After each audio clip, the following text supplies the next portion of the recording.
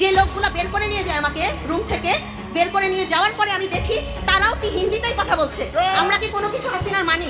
হামলার আশঙ্কায় জনপ্রিয় অনলাইন অ্যাক্টিভিস্ট পিনাকি ভট্টাচার্যের বগুড়ার বাসা পাহারা দিয়েছে পুলিশ। একই সঙ্গে স্বতঃস্ফূর্তভাবে পাহারা দিয়েছে ছাত্র জনতাও। তাকে হত্যার উস্কানি দেওয়ার জন্য এই টিম গ্যাংয়ের প্রকাশ্য সদস্যদের বিরুদ্ধে ইউরোপে আলাদা মামলা করা হচ্ছে।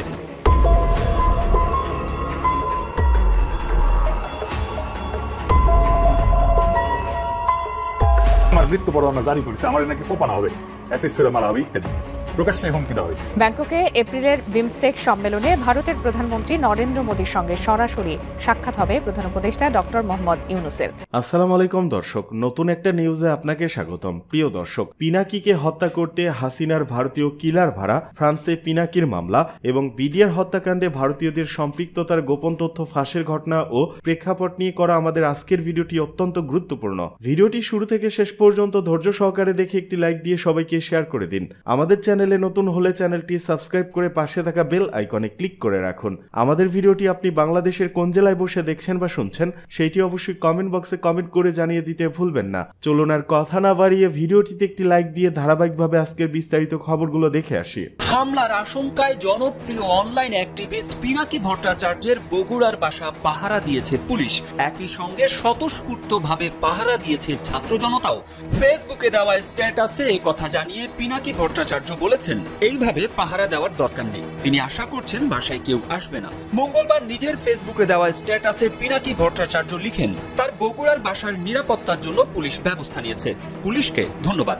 অসংখ্য ছাত্র জনতা স্বতঃস্ফূর্তভাবে তার বগুড়ার বাসা পাহারা দিয়েছেন। সকলের প্রতি কৃতজ্ঞতা জানান তিনি। তিনি আশাবাদ ব্যক্ত করে বলেন, পাহারা দেওয়ার দরকার নেই, বাসায় কেউ আসবে না হামলা করতে। তাও বেকুব কিসুমের কিছু লোকজন তো থাকতেই পারে। চিন্তা করবেন না, স্থানীয় জনতাই প্রতিরোধ করবে। তার বাবা শ্যামল ভট্টাচার্যের মৃত্যুতে হাসিনা আমলেও যেই শহরে দোকানপাট বন্ধ রাখা হয়েছিল শোক পালনের জন্য, সেই শহরে হাসিনা জামানা শেষ হওয়ার পরে আওয়ামী লীগারেরা শ্যামল ভট্টাচার্যের বাসায় হামলা করবে, এইটা প্রায় অসম্ভব একটা ঘটনা। স্ট্যাটাসের শুরুতে তিনি জানান, তার পরিবারের ব্যক্তিগত তথ্য ফেসবুকে দেওয়ার জন্য সুশান্তর বিরুদ্ধে আইনগত ব্যবস্থা নেওয়া হচ্ছে। তাকে হত্যার উস্কানি দেওয়ার জন্য এই টিম গ্যাংয়ের প্রকাশ্য সদস্যদের বিরুদ্ধে ইউরোপে আলাদা মামলা করা হচ্ছে। ফ্রান্সে তার বাসার ঠিকানা পাবলিক করে দেওয়া এবং তাকে হেনস্থা করার প্রকাশ্য ঘোষণা যারা দিচ্ছেন তাদের প্রত্যেকের নামে ফ্রান্সের আদালতে মামলা করা হয়েছে। বাংলাদেশেও আলাদা মামলা করা হয়েছে।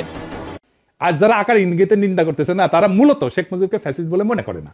তাদের কাছে বাকশালও একটা ভালো ঘটনা, সুন্দর কত্তার পাত তো শেখ মুজিবের পাদ, ওটা গন্ধ না, বুঝছাও? তাই সরাসরি বলতে পারতেছে না, সেই জন্যই এই মব টপ বইলা এই সমস্ত ধোঁয়াশা তৈরি করতেছে। তবে আমার মৃত্যু পরোয়ানা ঘোষিত হয়েছে, আগে শুনেন কেমনে। পিনাকি ভট্টাচার্য, ফ্রান্সের একটা লয়ের কথা বলি, if you kill someone you don't need to death penalty, maybe life in the prison 10 years 12 years। ফ্রান্সে কি বাংলাদেশের মানুষ নাই? পিনাকির মতন একটা কুকুর এই ধরনের কাজ করে যাবে আর বাংলাদেশের মানুষ এখানে বসে আছে? অ্যাসাইলাম মারা একটা কুকুর এখানে বসে আছে। এই কুকুরটার গলা কাইটা যদি এখানে কোনো মানুষের ডেথ পেনাল্টি হবে না, life in the prison. I am challenging. I'm sorry. সে বলতেছে ফ্রান্সে তো খুনের শাস্তি 10 বছর জেল, ফাঁসি তো দিবে না, তো পিনাকে খুন করে না কেউ কেন ফ্রান্সে?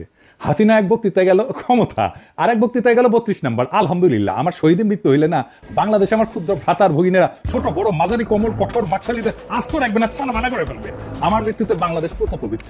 আমার সত্যি যদি মাইরা ফেলায় বাংলাদেশে যেন কোনো বাকশালী রক্ষা না পায়। আমার মৃত্যুর খবর বাংলাদেশে পৌঁছানি 24 ঘন্টার মধ্যে কাম ফিনিশ করে দিবে। এইখানেই শেষ না, আমি ওদের জন্য নরকের দরজায় হাজির থাকবো। ওদের জান ওইখানে আমি কালা কালা করে। সরকার গত 6 মাসে যা যা ভুল করেছিল, যে জায়গায় সেইটার কাপ ফেরা দিতে হয়েছে আমাদের 5ই ফেব্রুয়ারিতে। আবার আর একটা জনফস্ফোরণ হয়েছে। এই জন্যই প্রেসিডেন্সি সরকার আরো সংহত হয়েছে, ভালো হয়েছে আমাদের জন্য। অপারেশন ডেভিল হান্ট শুরু করতে পারছে, একটা সুশীল হান্টও চালু করা দরকার। কারা কারা এই যে সব 26 জন এই সুশীলেরও হান্ট করা লাগবে, ওটা জনতাই করবে। যাই হোক, আবারও কিন্তু আমাদের অর্জন ধুলায় মিশে যেতে পারে যদি আবার আগের আলস্য কাটায় উঠতে না পারে। আগের আলস্য আর সিদ্ধান্তহীনতা, অবিবেচনা প্রসূত নিয়োগ চলতেই থাকে। আমি 7ই আগস্ট কি লিখেছিলাম দেখেন, লিখেছিলাম এমন হয়েছে বাংলাদেশের ক্ষমতা এখন হাসিনার বদলে সুপ্পু। তাহলে এত রক্তপাত এত প্রাণদানে লাভ হইল কি? বিপ্লব মানে গণক্ষমতা, সেই বিপ্লব তো সুপ্পুর অনুমোদন নিয়ে কাজ করবে না। সুপ্পু কেন আবদার করে? একে আজাদ কেন এর মধ্যে ঢুকে? ছাত্রদের মতামতে সর্বোচ্চ গুরুত্ব দিতে বলছি, সেখানে তো এটাই বলি নাই যে একে আজাদের পরামর্শ নিয়ে কাজ করতে হবে। এটা তো বলি নাই যে ডিজিএফআই চিফের সাথে আলাপ করতে হবে। এই তত্ত্বাবধায়ক সরকার যদি ইন্ডিয়ান লাইসেন্সার দিয়ে ভর্তি হয় তাহলে কলে জান কালা কালা করে দেবো, করে দিছিলাম কলে, বুঝাও। আর এই প্রক্রিয়া বুঝে হোক না বুঝে হোক যারা বিপ্লব বেহাত করে দিচ্ছে তাদের আমরা ক্ষমা করবো না। দেখেছিলেন আমি ঠিক সময় মতো ঠিক কথা কইছিলাম, যা আমি আগে কইছি সেটা পরে ঠিক হয়েছে, পরে আবার আমাদেরকে এসে আবার এটা ঠিক করে নিতে হয়েছে। এই যে দেখেন মনির হায়দারকে বিশেষ সহকারী হিসেবে নিয়োগ দেওয়া হয়েছে। আমি চিনি তারে, আমি অপছন্দ করি না, পছন্দই করি, কিন্তু মনির হায়দারকে আপনারা চিনেন না তাই না? আমেরিকা প্রবাসী এক সাংবাদিক। আচ্ছা বলেন তো, প্রফেসর ইউনূসের একজন আমেরিকা প্রবাসী সাংবাদিক দরকার, আপনার কার নাম মনে ভাইসা আসে? মনে মনে বলে চিন্তা করেন যোগ্য ক্যান্ডিডেট হিসাবে। হ্যাঁ, কনক সরোয়ার ইলিয়াস তাই না? কনক সরোয়ার তো পিএইচডিও করেছে, তার অ্যাক্টিভিজম এমনই হাসিনারে প্যারা দিছে যে তার বোনকে জেলে নিছে তারে না পাইয়া। কনক দারুণ জনপ্রিয় তো। আমার ইলিয়াসের নানা সমালোচনা আছে, কিন্তু কনকের নামে আছে কোনো সমালোচনা নাই তো। কনক তো সবচেয়ে যোগ্য এই পজিশনের জন্য, ইলিয়াসও যোগ্য। কনক বা ইলিয়াস যদি বিশেষ সহকারী হতো তাহলে সারা দেশে আনন্দের বন্যা বয়ে যেত। এই সরকার রাজনৈতিক সরকার না, তার তো সলিড অ্যান্টিফ্যাসিস্ট দক্ষ জনপ্রিয় লোক দরকার এইসব পজিশনে। কনক কি পরিমাণে দাবলানির উপরে রাখতো আওয়ামী লীগকে চিন্তা করেন, কিন্তু সেটা করবে না। শুনলাম আলী রিয়াজ আর বদিউল আলম মজুমদার রিকমেন্ডেশন না হয়েছে। তো প্রফেসর ইউনূস আপনি যে আয়নাঘর দেখতে যেতে পারেন না, এখনো পাইতেছেন? এই ছাত্র জনতা তার শক্তি যে দেখাইছে ধানমন্ডি 32 নম্বরে, সেইটাতে আলী রিয়াজ করে দিচ্ছে, এটা দেয় নাই। যে লোকগুলা বের করে নিয়ে যায় আমাকে রুম থেকে, বের করে নিয়ে যাওয়ার পরে আমি দেখি তারাও কি হিন্দিতেই কথা বলছে। আমরা কি কোনো কিছু হাসিনার মানি? তাহলে এই বিডিআরের কেসটা কিভাবে টিকে আছে? আমাদের সেখানে দেখতে হবে যে কারা খুনি ছিল। বিডিআরের পিলখানাতে যে ডিএডিরা ছিলেন, হ্যাঁ তারা অবশ্যই এই দোষে দোষী। এখন তারা যদি ভালো মানুষ সাজে বা তাদের সন্তানরা যদি এসে কান্নাকাটি করে বলে আমাদের পিতারা একদম সুফি মানুষ ছিল, সেটা কখনোই মানার মতো না। এবং তাদের সন্তানরা সমন্বয়ক সেজে আমাকে ব্ল্যাকমেল করছিল। হ্যাঁ, তো এই জিনিসটা আমি আপনাদেরকে বলছি এই সবার সামনে, যেটা বিডিআরের অনেকেই জানতেন না। এখন আমি আপনাদেরকে আরও একটা জিনিস বলছি। বিডিআর ঘটনাটায় আমি যেই রুমে ছিলাম সেখানে আমার হাজব্যান্ডের সাথে আমার কথা চলছিল, কিছুক্ষণ পর পর কথা হচ্ছিল। আমি তো প্রত্যেকেই দেখেছি বিডিআরের পোশাক পরা। আমার হাজব্যান্ডের সাথে আমার যখন লাস্ট টাইম কথা হয় সেই সময় আমার হাজব্যান্ড আমাকে বলেছিল যে 4টা ওয়ার্ড সে বলেছিল।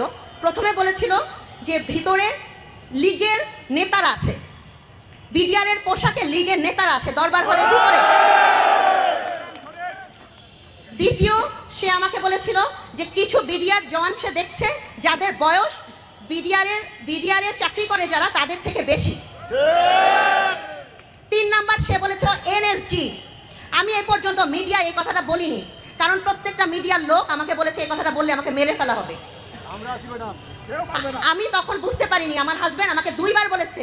আমি তখন ওকে বলেছি এটা কি, তখন ও বলেছে ইন্ডিয়ান্স। ও ইন্ডিয়ান্স কথাটা বলে শেষ করতে পারেনি, আমার গলা থেকে ধরে আমাকে বের করে নিয়ে যায়।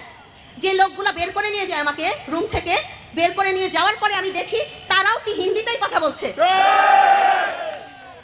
এই স্টেটমেন্টটা আমি মেজর জেনারেল তারেক সিদ্দিকের মিসেসকে বলেছিলাম 3 মার্চ 2009, যার কারণে আমার সাথে এত মিসবিহেভ করা হয়। আপনারা বলছেন না বৈষম্যর কথা, এই বৈষম্যর কারণে 16 বছর আমি ডাবল মাস্টার্স করা একটা মহিলা, আমাকে কোনো চাকরি দেওয়া হয়নি।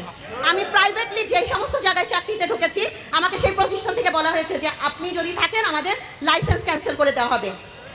এইভাবে এই জিনিসটা ভুক্তভোগী আমার বড় সন্তানও। আমি জানি না তার ভবিষ্যতে পড়ালেখা বা কি পরবর্তীতে কি হবে। এখন আমি আপনাদের কথা বলি, আপনারা যে আন্দোলনটা চালাচ্ছেন, আপনারা যদি সঠিক হয়ে থাকেন আমি বরাবরই আপনাদের সাথে আছি। আপনারা যদি কোনো দোষ করে থাকেন আপনারা সেটা স্বীকার করেন, এবং আপনারা সঠিক হয়ে থাকেন আমি আমার জীবন দিয়ে হলেও আপনাদের সাথে থাকবো ইনশাআল্লাহ। আমার হাজব্যান্ড আমাকে শিখিয়ে গেছে, এবং আপনারা যারা 34 আর 35 রাইফেল ব্যাটালিয়নের আছেন আপনারা সবসময় দেখেছেন অন্য কোন পরিবার কিরকম করেছে আমি সেটা জানি না, কিন্তু আপনারা দেখেছেন যে আমার কোনো ছোট একটা ব্যাগও কোনো দিন কোনো সৈনিক কখনো ক্যারি করে নাই, যেটা আমার হাজব্যান্ড আমাকে বিয়ের পরে ক্যান্টনমেন্টে নিয়ে যাওয়ার সাথে সাথে শিখিয়েছিল। কোনো জওয়ান কি বলতে পারবেন কখনো যে আমার কোনো ব্যাগ কোনো জওয়ান ক্যারি করেছিলেন? আদর করা ছাড়া আমার বাচ্চাকে আমার পিছন পিছন নিয়ে ঘুরেছেন কোনো জওয়ান বলতে পারবেন? তাহলে এই যে এত ধরনের কথাবার্তা যে বাইরে থেকে হয়, যে অফিসারের বাচ্চাদেরকে পালতে হয়, বাসায় রান্না করে দিতে হয়, এটা করে দিতে হয়, ওটা করে দিতে হয়, প্রত্যেকটা জিনিসের কাজের জন্য লোক থাকে, এবং আমার বাসাতে কখনোই এই জিনিসগুলো হয় নাই। যদি অন্য কেউ এই ধরনের বৈষম্য করে থাকে সেই জিনিসগুলো হয় নাই, তাহলে আমার হাজব্যান্ডের লাশটা কিন্তু পাওয়া যায়নি। আপনারা কি জানেন যে এতগুলো অফিসারের লাশ পাওয়া গেছে, 2টো বডি এখন পর্যন্ত পাওয়া যায়নি?